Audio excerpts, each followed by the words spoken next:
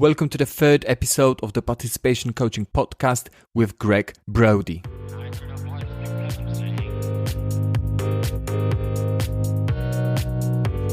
Hello everyone, this is Wojciech from ParticipationCoaching.com, and today my guest is Brodie. Greg is a full stack coach. He coaches everyone from beginner to a tool player, and we mainly discuss the differences between participation and performance coaching, as Greg knows both really well.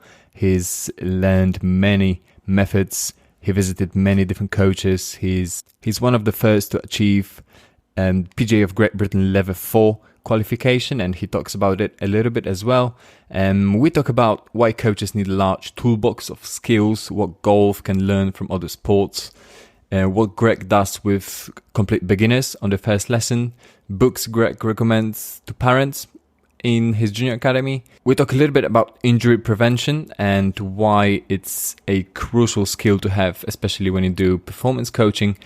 We talk about professionalization of golf coaching and the dangers knowing just a little bit about a subject like fitness. And we talk a lot about the future of golf and how coaches could potentially make it brighter than it looks right now. But enough of the talking, let's get into the show. Hope you enjoy it. So what's your background? Like, if you were to describe your history in 5 sentences, what would you say, and what do you do now as well? I'd say my background is predominantly coaching. I coach full time now, and my journey has been for the last 20 years to accumulate the largest toolbox I can of as many coaching skills as I can. So hopefully, if I was to describe briefly where I'm at now, I hope I'm quite diverse. I work with very young juniors at the weekends, all the way through to full-time touring professionals. That would be my background. I've gone through the level 4 coaching journey with the PGA. So I've had an academic journey. I've also extensively traveled the globe, hanging out with some of the best coaches and best programs in the world. So hopefully I have a relatively balanced view on things, and certainly a rather large toolbox to call on as and when needed. This is something unique about you, isn't it? That in this age of specialization, you decided not to do it in a way. Yeah, I never bought into that. You know, people seem to want to pigeonhole you, and you must specialize in this and right coach, right place, right time. I've never wanted to be that person. I've always wanted to be the person that can coach whoever. And that's fascinated me for a long time. And I hope, I'm not saying up against a specialist in child development that I have the dedication that they have over 20 years naturally, but I certainly feel I can do a pretty good job across the spectrum. It would appear now that I am being sucked into more the performance element. So working with national programs, a lot of elite level golfers, doing a lot of 3D motion capture, working very closely with physiotherapists, biomechanists, trainers and so forth. But I still love the participation element of golf. And I think, in my opinion, the future is there. I think for most young coaches, if anyone's listening to this, the future is undeniably in participation. Because without that, golf will die. And I think people still look at golf pros, you if you're on tour, then you're a great golf coach. I really hope the culture shifts away from that to a great golf coach is the person that managed to bring 100 members to a golf club, 100 new golfers into golf. That I really hope we see a shift in the next decade to appreciate the absolute brilliance and talent of participation coaches, because otherwise this game will die. You know, the average age of golfers playing now is certainly in the UK is over 65. Yep. And with 7%, I believe, of club membership being juniors, that there's going to be this huge gap, in my opinion. And unless everybody that's involved in golf starts pulling together, I think we're going to see an almighty gap where we're going to lose a lot of golf clubs. And I'm not catastrophizing here. I think it's a real issue and we need to do something about it now. So participation, junior coaching, inclusion, all of that stuff to me becomes almost a priority for coaches. Otherwise, there will be no one to coach. That's exactly my reason behind starting this project. And it's funny that even though many people talk about it, it's still incredibly difficult to for example, find coaches that are really good in the participation realm? I absolutely agree. And hence, great guys such as yourself are the future. It's interesting. I think what we need to do in golf is look away from golf and look into other sports and how they do it, or how it's interesting that we don't use marketing companies a huge amount in golf, do we? Or certainly when we're training in golf coaching, we're told a lot about how to be very prescriptive and that kind of deterministic approach to coaching. You must do this, but we don't look at marketing and we don't look at how the human learns, and we certainly don't look at their experience, do we? That's been my experience anyway. I don't think we see enough of that, and maybe we need a cultural shift into educating coaches differently. I'll give you an example. Fiona Brown, who's a wonderful, wonderful professional involved with the PGA in the UK, chose something that she was no good at, and that being running. So she joined a running club. Now, the running club called her 3 times in a week just to check she was still good and happy. They called her the night before. She turned up in the car park for the first time, full of fear and trepidation. Somebody was there to meet her, tapping on a window, saying, "Oh, hi, you must be Fiona." They took her out. The captain ran with her for the first week. They contacted her the day after to say, "How was it?" 3 times during that week. She is now running the marathon this year, and I think it's one of the greatest success stories. But what I took from it, listening to it, was we don't do that in golf. We don't look at the human being enough, in my opinion, and maybe that's something we really need to think about as coaches and as an industry on the whole. Yeah, the customer service aspect of it. I've been reading a book. It was a restaurant owner, and like some of his, it sounded like very basic hospitality stuff that in golf, especially with newcomers, like it just doesn't exist. Yeah, absolutely. And then that's without even mentioning, we open up a whole new debate then, academically, if you want to talk about a constructivist approach or non-linear pedagogist approach to coaching, or in the real world, should we be putting any rules on these new golfers? So there's too many rules, isn't it? You must hold it like this. You must do this. Well, there's no acknowledgement to their past history, their anatomy. And should we be facilitating as coaches, facilitating learning more, letting them explore and push boundaries as newcomers with no rules? Should we be getting them on the golf course and making it fun and just allowing them room to breathe as such, rather than, I mean, look at it at the moment. Your average place is a 4-week course for £40 or whatever, get into golf. First week grip, second week posture. It's like, oh, seriously? What an experience for these people the first time they get into it. The same with kids, talking to a kid about face and alignment and lining them all up. I mean, seriously, at this day and age, I think we're in trouble if we're going about it in that way. How did you start playing golf, out of interest? I was in Scotland. So I was brought up in Scotland, born in Dundee, and then moved to Ayr. So I was on both coasts of Scotland. And exactly that. I went out with my mum and I just played, not huge amounts of instruction. I just had fun, just worked it out. And then I got bitten by the bug. Certainly I moved down to England at about 10, and about 11, 12, I was playing multiple sports. So tennis, football, rugby. I was a good swimmer. Really got into golf. And didn't really have huge amount of lessons as a junior, just kind of thrashed it out. Just had a couple of pointers here and there. I've read Jack Nicklaus's 3 books. They were my sort of go-to, and watched a lot of videos back in the day, VHS, pausing it, looking in the mirror, but just kind of worked it out. And I think when you look at human learning, that's the way of it, isn't it? It's experiential learning. We've got to give golfers that breathing space to do that, rather than telling them, you must do this, you must do that. Certainly the newcomers. We'll talk about elite golfers later, but to me, that's the way it has to be. So going back to beginners, in an ideal world, what would you do when a beginner comes to you? Or what do you do? So for me, with a beginner, first of all, maybe talk a little bit about the fact that there's not going to be rules put on them, that we're all different, we all learn differently, we all have different experiences. I would ideally take them to a golf course and show them this is the game of golf. This is what we're heading towards. Give them the choice. So they might want to actually go out and have a putt, or I'm very lucky at my facility that I can do that. Or they might want to tackle a bunker shot, or if they wanted to start, let's say on a driving range hitting balls, I would literally give them a club and ask them just to hit a few shots, as bizarre as it sounds, not telling them anything, and then just get them to reflect on the experience. So if they missed it, I'd ask them questions such as, well, where did you miss that? And if you were not going to miss it, what would you have to do? Or if you were going to miss that again, how would you do it deliberately? And almost just guide them through working out for themselves. I don't know, like many beginners, maybe there was a significant change in posture.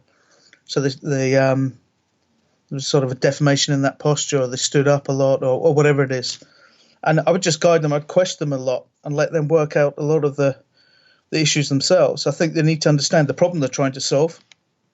So I might use the only time I'd use video is, one, so they can see it, maybe, and two, I'd show them some slow motion footage of how an iron interacts with the ball, because a lot of people, I think, have a misconception about the fact that you don't hit down and through the ball. Maybe they feel they've got a scoop underneath it. And if you imagine without being armed with that information, as a total newcomer to the game, that must be pretty hard to come up with answers, don't you think?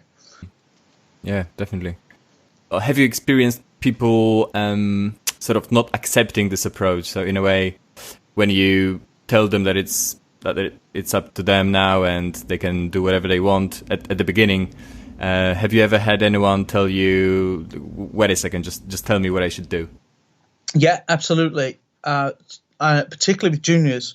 So the junior program I run, I know you've had Neil Plimmer speak. I run a golf program at my facility. So certainly some parents just don't get it. So number one, or if you're actually with the golfer, they can feel quite uncomfortable being questioned. Mm-hmm. And there are times where you've got to step back and let them work it out. Some people don't like that. I think two things there. It's really it comes down to the golf coach.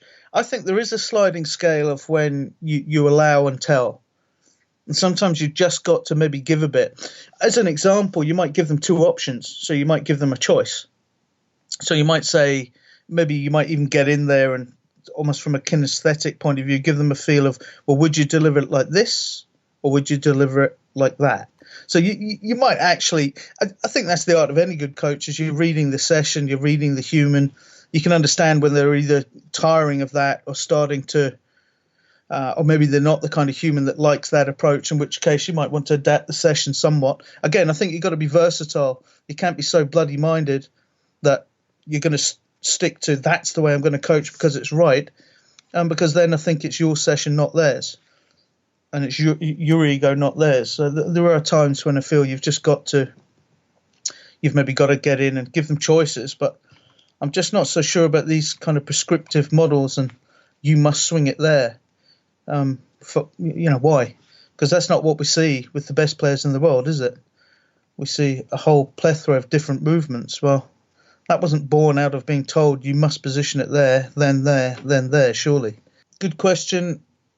Same with juniors. With the, I think you've got to try and educate the parents. I'd ask a parent, do you really think that's the best way to go about this? So have a similar conversation to the one we're having now. But yeah, I would say you have to be versatile. There are times, and particularly as we'll discuss in a minute with elite golfers, I think there's a very different approach. I don't think that necessarily works with them. Do you do any sort of meetings or presentations for the parents to talk about these sort of problems? Or yeah, absolutely. I also I don't know about other coaches that are listening to this, but I encourage the parents to be involved with all the sessions, because I think that's the best way to go about. One, I think they like being involved. Two, if they're there, you can educate them. And three, it's funny how they almost take on the same role and the same teaching style as you, so they actually then start supporting the child better. I also have educational videos that I've done for the parent and suggested reading. So things like, let's think about the goldmine effect as an example of a book. Stories of footballers that were destined to be the very best in the world that now play second division Scandinavian league, I think. I think anyone that gets overexcited as a parent, maybe they have someone that's young doing well. I always get them to read that kind of thing. Mindset by Carol Dweck. I like them to read that so that they understand a lot more about how to praise the child and how they can support them and the dangers of those kind of fixed mindsets, particularly with kids that are pretty good at golf. Yeah, I think the parents need real support there. Like sticking with beginners for a moment. Yeah. Do you think, like it's sort of a bit of a different conversation, but in terms of the skill acquisition process with complete beginners, do you think it could be sped up? And if yes or if no, whether that should make or whether does it make any sort of difference to whether they carry on playing golf or not? I think that's a great question. So I would throw a couple back to anyone listening to this. Is golf a game of skill or technique? And how, if it is a game of skill, then how do we develop that? So certainly by problem solving and games. I mean, if you look at books such as Play, and you read through things such as that, there is real merit in that, isn't there? In learning through games. Therefore, it's the art of a really good coach in the participation realm of teaching beginners to set up and facilitate an environment that actually enhances skill. So setting up clever tasks that people have got to, I mean, kind of stuff we do with juniors every Saturday, Sunday, and during the week, setting up hoops, setting up drain pipes, that kind of stuff. Really fun challenges. Why can't a beginner work out how to get a 5-iron up over a 6-foot net from 3 foot away? You make an assumption they can't do that. Well, yeah, these are intelligent human beings. I'm sure they will work out a way without us intervening, and therefore is that not the essence of skill development? So I get a dear friend of mine, Kendall McWade, with instinctive golf doing, a lot of people say, oh, these crazy things he sets up, and well, how mad is that? Because that certainly, is that not the development of skill? Having to bend the ball around poles, these are the skills we need to play the game, aren't they? So, by us putting them on a mat and force plates and cameras and telling them you must, do we actually hurt them? Do we take away all that creativity? It's like in education, it's a great question in schooling and education. Do we allow kids to be creative, or do we pigeonhole them and make them what they are? A great question. I don't have the answer. I'm just throwing it out there for anyone listening. Maybe it's something for us all to reflect on. Yeah, definitely. And I think this is a nice place to transition into the differences between participation coaching and performance coaching. Do you think there are any? Yeah, I do, massively. And I think maybe this is where, certainly I can only go on my own experience and what I've seen worldwide and what I've heard from good players and so forth. I think by the time you get to performance coaching, I don't know how you'd what would you say performance coaching is? From what handicap? From what's performance coaching? Good question. What would you say? That's a bit of tennis there. I'll ping it back to you. What would you say? So to me, real performance coaching is somebody that has a goal. They're on a mission. Normally wanting to become a professional or scratch golfer. That's real to me, the real performance coaching. That's unfair because you might have somebody that plays off 23 that just wants to get to singles. That could be performance coaching. So I think it's a hard one to quantify. Yep. And put people in a sort of pigeonhole. But to me, performance coaching is slightly different in that you probably want some kind of statistical data. So these people are playing a lot of golf. You actually want to look at the games as a whole. I feel those golfers have already explored their movement workspace, if that makes sense. They've already explored a lot. They've already developed skill, and maybe they've hit a ceiling, or maybe they're in pain because the way that they've made sense to the game or the movement they've made actually compromises biomechanically how they move. So now anatomically they're in pain, let's say. So I think with performance coaching, it is slightly different because they come with very different questions. So they're no longer exploring as much.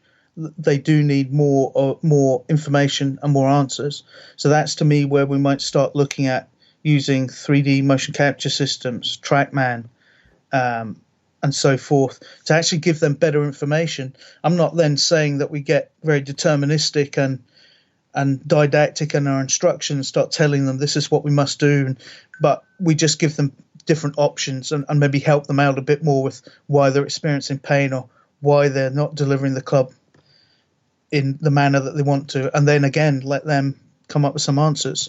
But certainly using things like biofeedback on motion capture systems to again, I don't want to sound too academic here, but to destabilize those kind of attractors, or to help them bust up the, what people would call muscle memory, I guess. It's definitely a different animal I feel you're dealing with.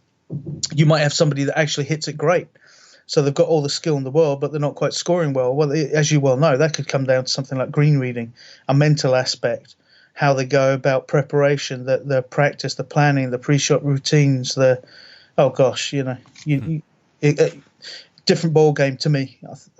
But I definitely feel the big difference, just to me, guys, anyone listening, you might not agree, but I do see a slight difference in the beginner who's exploring and being allowed to explore, and the more performance golfer who has explored but needs some different answers and different information. That would be my take on it.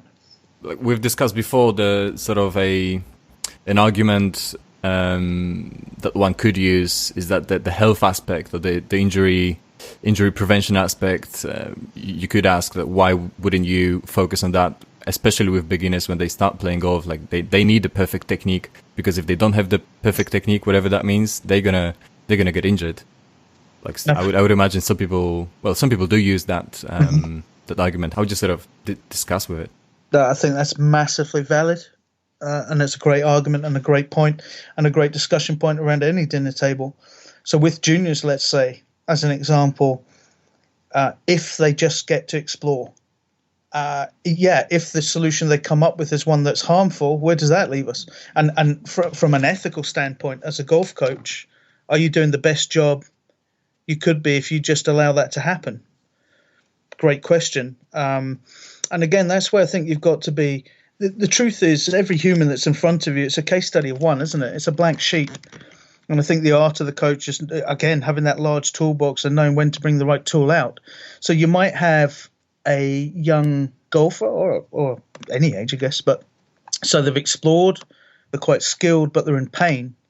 And that's where I feel a lot of maybe the people that are very much so into the self-organization principles and learn through play maybe fall down a bit. Is, okay, how are you going to deal with that then? Because now they're in a lot of pain, that they're only playing once every 2 months, that they're sick of the pain and they're going to give the game up. And that's where I feel absolutely that you'd have to, again, give them choice though. Just say, here's the facts. This is why you're in pain. This is how you move. What do you think we should do about it? And invariably, if they come back with, I want to change this, then maybe you go down a slightly different path, which is less exploration and a bit more choice and a bit more. But again, you've given the player that they're in charge of that, aren't they? And they've had to make the decisions. But I would say it's a great question. And should there be an element of that in junior golf? Yeah, absolutely, in my opinion. At some point, you've got to start giving them choices and educating them on good anatomical movement.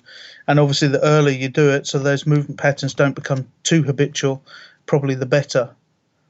So, yeah, from whatever age, depends on how much golf they play, but certainly the juniors from 11, 12, maybe that's a point where you can start educating them differently. Maybe not. Again, I'm not saying this is the way it is. I'm just throwing it out there for anyone listening, and something for us all to reflect on again. Sure, I guess your point that it depends on how much golf they're playing is probably crucial when we talk about beginner golfers. So if they're only playing once in a while, it's unlikely that whatever moves they make will be harmful to them, I guess, unless they are like extreme. I think all injuries are sort of 7 years, 5 years in the making. So invariably, at some point, they may well injure themselves. I think it's only ethical if you have that kind of information that you mention it. Yeah. But for a lot of golfers, I think they glaze over when they hear that. You know, let's face it. Let's say the golfer that plays once a month, they slice the ball, they come to you for help. I think, number one, a lot of the time they don't actually understand the physics behind why they slice it. So they need education on why exactly through club delivery the ball does what it does. Then they need to explore maybe slightly different club deliveries. I think for most, that's enjoyment for them, isn't it? If they come in for a lesson slicing the ball one moment or push fading the ball one moment and leave hitting it with a little draw, I think that's a massive success story, and they're going to enjoy the game more. They're going to find more fairways and be more prone to want to play more golf. So therefore, the coach has done a great job. You may well find, for instance, this is what I mean by it's so hard to, in a conversation like this without the golfer in front of you, to comment, because you may well find whilst they discover a different club delivery, they reorganize the movement system, and anatomically it's a more sound movement anyway. So, yeah, where does that leave us? It's a complex landscape, isn't it? Yeah. But injury is it's an area I'm passionate about. I've seen young golfers come through the county program that I'm involved in, get the tour cards and then get injured, and then obviously struggle to keep tour cards or whatever through injury. Is maybe that's something we need to take on the chin as a county and go, or as national programs and go, well, we didn't support them that well there. It's such a complex issue, isn't it? And it's like the balance that each and every coach with each and every student, like we need to find the balance between absolutely health, motivation, the skills, a whole lot, and hence, you know, to me, every lesson, every program should have an individualized, organic nature. And secondly, my argument of a coach having a mass toolbox. You know, good coaches that are massively passionate about coaching will go through everything, get information on and qualifications in the body, in anatomy, in biomechanics, get information and qualifications in human learning and understanding about a constructivist approach versus a behaviorist approach. Understand that stuff. I think as an industry, you know, anyone that's listening going, these words are just ridiculous. Well, no, I think as an industry, we need to upskill ourselves. Personally, and I think that's what the PGA are doing with these kind of level 3 and level 4, and a lot of these new AGMS students that are coming out of wonderful brains that kind of get that stuff. But another interesting, I suppose, sidetracking a bit here, but you know, when we talk about as got coaches bowed and cupped wrists, and I mean, who the hell gets that in the medical world? You know, flexion extension or pronation, supination, they don't understand what we're talking about, and I think it's maybe we need to look at ourselves and think about upskilling ourselves and becoming better professionals if we want to be taken more seriously. Maybe, again, just conversation points. I'm not on the soapbox there. These are just conversation points for us to reflect on. Should we be more upskilled?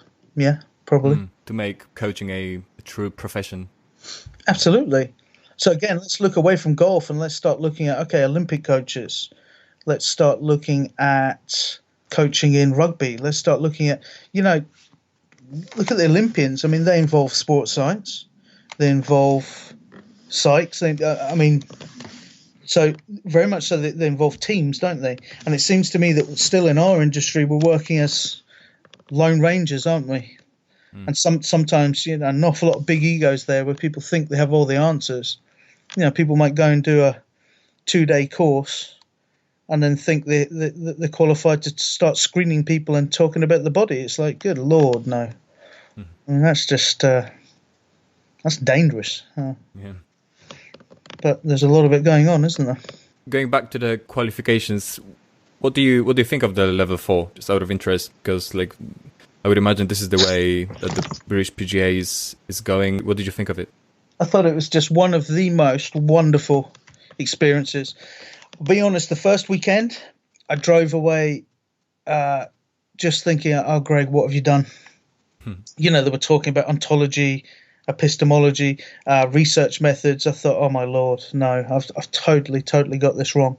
But 2 years later, once we'd been through the reflective processes that we had to go through, just what a quantum leap in certainly my own coaching and talking to everybody else in the class, from diverse sports, by the way, not just golf. I think it was one of the most powerful experiences to go through. It was wonderful. Great reflective tool. I think I never now will sort of look at pseudoscience or self-professed gurus, pick up a book and just buy into it. I'd always want to know, well, where's the research behind that? It certainly got me questioning things a lot more. I could not. It's not easy. I'm not going to say it was easy. Having 3 young kids at home, there was a lot of mornings I was up until 4 a.m. on the keyboard and reading a lot, and it was tough. But I'd advise anyone listening that you go and do that, go through that process. Hard, but so worth it. Just wonderful. And the more coaches that we have that are level 4, again, the more as an industry, as a profession, if we can talk academically, if we can talk in terms of physiology to people, I think the more respect we'll get as coaches. Are there any people that come to your mind when you think about participation coaching? This could be golf coaches, but they don't have to be involved in golf at all. Is there someone like an expert coach or someone that you think, for example, I might invite to this podcast? Oh, wow. I mean, so Neil Plymouth you've already had on. Yeah. Kendall McQuaid. It's instinctive golf, isn't it? Yeah, Kendall's just wonderful. I mean, you talk for hours with Kendall about this stuff, so amazing. Paul Eels. So Paul's fascinating. Paul's very involved with instinctive golf, but he's been a tour professional. He's been a national coach. Really interesting guy to talk to. Yeah, there's a few people out there that are I guess you could call them specialists. I don't know if you've touched base with Richard Shaw. I'm actually speaking to him in a few days. Oh yeah, Rich. I mean, he's doing some wonderful work with community golf, just unbelievable. So he'll be fascinating to talk to. I mean, he really is in the trenches there. I mean, he's out in the trenches, in the parks with people. What a great job. And he'd be really interested to listen to, for sure. Is there anything that we missed that you think we should have spoken about? No, I think the problem is we could talk all day long, couldn't we? Yeah. I think it's. I hope I haven't come across anyone listening. I hope I haven't come across as standing on the soapbox. That's not the way I've meant to come across. These are only, of course, one person's opinion, mine. That's all it is, just an opinion. But I hope more than anything, some of the areas that we've touched on today can be instigators of self-reflection for anyone listening. If you're involved in an academy, if you're the head coach of an academy, what is the experience of a junior golfer or a beginner golfer in your program? Do you have elite level young golfers that have gone through your program that are now injured? And hopefully it's just a big reflective tool for people, I'd hope, more than anything. And I think the more we can go through these kind of conversations together, where people let down the barriers, put their ego aside, and are just willing to talk about. I know people have their beliefs, and certainly some people have systems that they swear by. That's fine. Okay, that's fine. But all I'm saying is let's have a little bit more of a balanced conversation about it. And I think the more we do that as a profession, the more we upskill ourselves, and the better we get at understanding how humans learn and the experience they're getting, the better chance we have of this game surviving. Because that's my biggest fear, is that we end up with very, very small numbers playing this game. And that would be the biggest travesty of all for all of us, because then it all becomes irrelevant. But I'd like to thank you so much. I think the work you're doing is absolutely wonderful, truly amazing. And I know you're one of these bright young star coaches that I'm sure I'm going to really look forward to watching you develop over the next 20 years. And I think you'll do some amazing work. And the more guys like you there are on the planet, the better shape this game is. I know that much. Yeah, thanks, Greg. It's only because I have a chance to speak to people like you. No, it's the fact that you facilitate that. Let's be under no illusions. My friend, you do exactly what I do. Get on planes, go and see people face to face, have dinner with them, hang out with them. I think you learn far more there than you ever would in a classroom. So what you're doing is wonderful. I love the fact that you're specialising in participation. I think that is undeniably the future. And if we can build a big base in the pyramid, we'll have a game to. I just hope along the way, one final reflection of mine is we don't lose the game along the way, that it changes so much that it's no longer, people talk about 6 holes, 12 holes, people talk about bigger holes and making the game. I just hope we don't lose the wonderful game of golf and what it stands for and the life skills that it gives young people. I hope we don't get too far away from that, but we've really got to look at the model and look at what we're doing would be my closing comments. When you look at other sports like cricket and the way they changing. 2020, yeah. Who knows? Look at the gaming industry now. I mean, there's actually football clubs in the Premier League in England that now have professional gamers. Will golf become, and will simulator technology become so good that there's actually international championships on simulators? Maybe. I just hope that we don't lose. And the other thing, I guess, is we don't really play enough on the fitness aspect, do we? For people that are not into going to the gym, lifting weights, running, and that kind of, golf is a great calorie burner. It's a great form of exercise, and I don't know if we necessarily. I can't remember the last time I read in an article about how many calories you burn in the average round of golf. Not to mention the life skills that I feel we can teach. I'm not knocking football. My sons play football. I love the game, but certainly when you look at football as teaching kids to question authority, that it's okay to cheat, and golf teaches integrity, perseverance, respect. I feel that's something we need to start tugging on the heartstrings a lot more with, because golf can teach kids some wonderful life skills, and I hope we don't lose them. I guess the health aspects, there's this new project that's being developed right now. It's Golf and Health, I think, a Golf Health project, and they will try to promote the health aspects of golf. I think it's around by the RNA or. There you go. It's always the way, isn't it? That's something else I found in life. That whenever you think about something, I come up with an idea, you think, oh, that'd be good at someone's doing it. They're already on it. It's like, oh, God damn it. Yeah. Awesome, Greg. Thank you very much. What would be the best way for people to find you or to get in touch with you if they wanted to find out more about you or read some of your stuff? I know you've published quite a few things. Yeah, probably to log on to my website, gregbrodygolf.com, and you can get a contact there. And by all means, yeah, I'd love to hear from you and love to hear people's thoughts on what we've discussed today. And it would be great to get some kind of a online mastermind group going where people start bouncing ideas around as regards to this stuff. And like I say, there'll be strength in numbers. The more forward thinking, less egotistical people we have, the better for the sake of golf. And I think between us, there's a lot of real bright stars out there. Between us, we could come up with some wonderful ideas for sure, and really move this wonderful game forward. Again, it comes back to working as a team rather than these lone rangers. I'd love to be involved in some kind of online group where somebody could post up, did this with the kids today. Look at this game that I set up.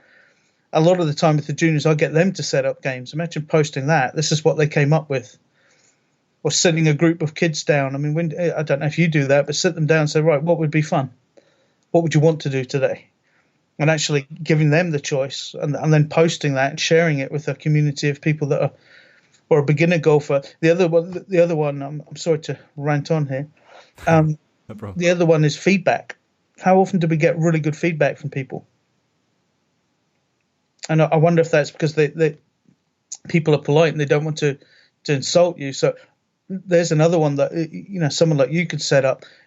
How about a anonymous almost blog where people could post their experiences of what they went through as a beginner golfer, just anonymously, not naming the coach, no naming and shaming, but just that we could start reading through the feedback and picking out, my gosh, right, I'm guilty of that in my coaching, I'm going to change that. So wouldn't it be wonderful if we could get some feedback from the newcomers to the game on what they like and don't like? Because how often do we do that? I've never read anything like that. And that kind of information is invaluable. The good news is, going back to the point that people have already done many things that we think of. With the junior stuff, the Nil Plymouth Junior Golf Alliance, part of the membership is you get access to the Facebook group where this is what's happening over there. That people post their sessions and the games they develop, which is awesome, which I love. So with the junior stuff, it is happening, thankfully. Only now, like only for a few months, but not much going on with the beginner players. No, interesting. Just feedback might be key. And you're right. I've really got to get up to speed on the Junior Alliance stuff. That's on my hit list. Greg, thanks again. It's been a pleasure. Thank you. This is Wojciech again. Thanks so much for listening. If you have any sort of comments, feedback, whatever, shoot me an email at hi@ParticipationCoaching.com, or you can go to the website, ParticipationCoaching.com, and comment below this podcast episode. On the website, you can also sign up for the mailing list. So if you want to subscribe and receive the updates of all the new episodes on your email, no spam, go to ParticipationCoaching.com. And if you enjoyed this episode, I would really appreciate if you could share it with your network. And after all, the more people know about this sort of stuff, the better off we all will be. So thanks again for listening, and I'll see you next time.